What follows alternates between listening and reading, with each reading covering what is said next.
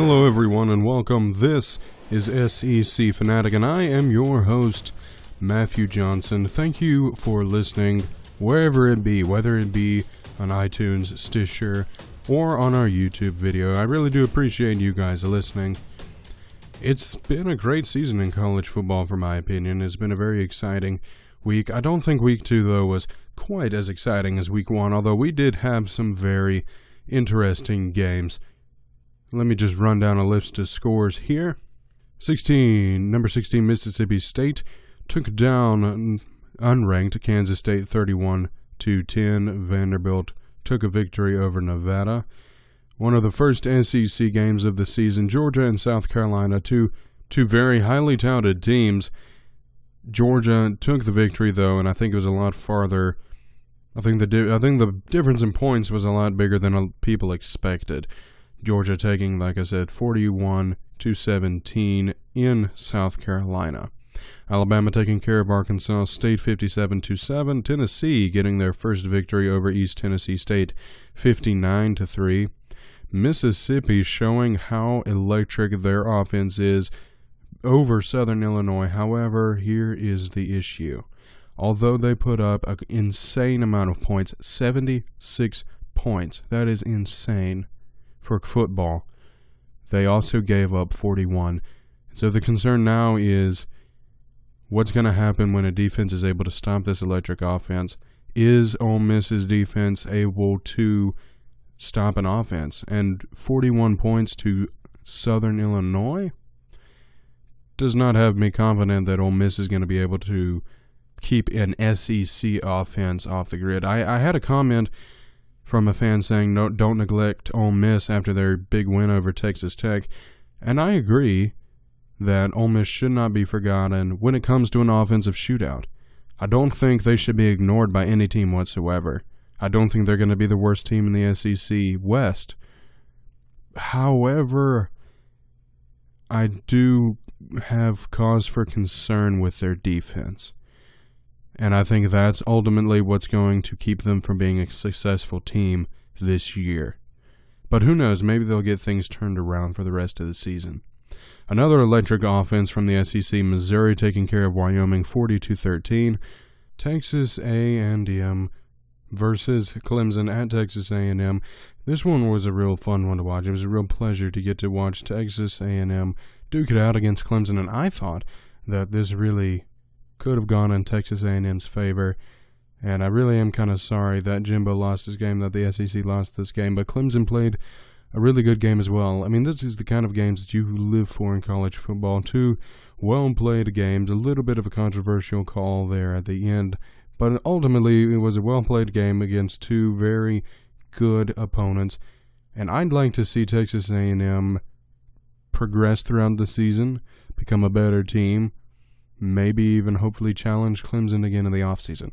Now again, I don't know whether that's actually going to happen, but I think that Texas A&M is definitely set for the future. I think even though they lost 26-28, I think that Texas A&M really has the skill set and the coaching experience from Jimbo Fisher to make a statement in college football, if not this year, then hopefully in the future. LSU had another cupcake game before hitting Auburn next week. Both of them had cupcake games. Auburn took down Alabama State 63-9. LSU shut out Southeastern Louisiana 31-0. That defense very, very vaunted.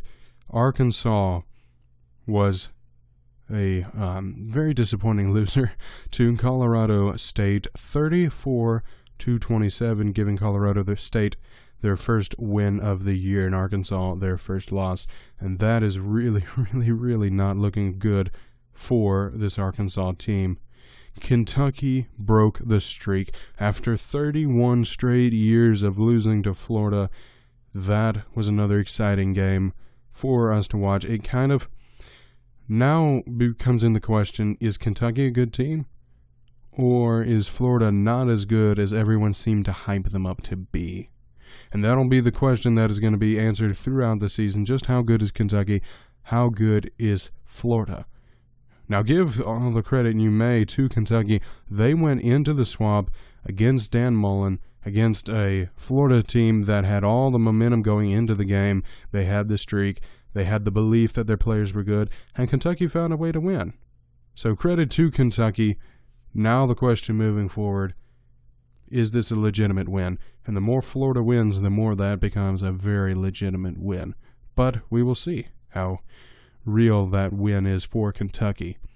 Speaking of Kentucky, they will play Murray State next week, who at 11 o'clock a.m., I believe Central Time. So that'll be a very interesting one, kind of a relaxing game there, and that'll be on the, I think that's going to be on the SEC Network. Tennessee, after notching their first win, is going to be playing UTEP. Vanderbilt is going to go in undefeated and play number 8 Notre Dame. And so that'll be one. Hey, if Vanderbilt can pull it off, amazing. However, I don't see that happening. I do think Notre Dame is a good team. I think they overmatch them there.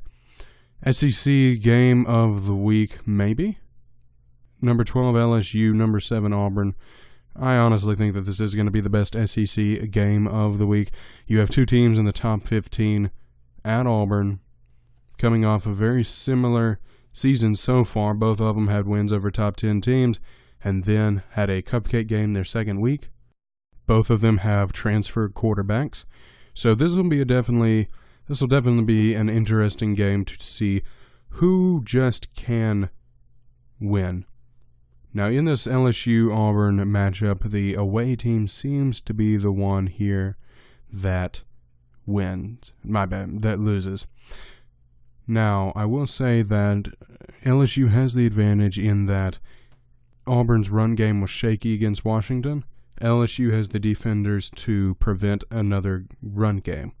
Jarrett Stidham can throw. He has good wide receivers. But anytime you make an offense one-dimensional, there are problems. Auburn's defense will be good. I think this is a very low-scoring defensive game, and a game where kickers win it, in my opinion.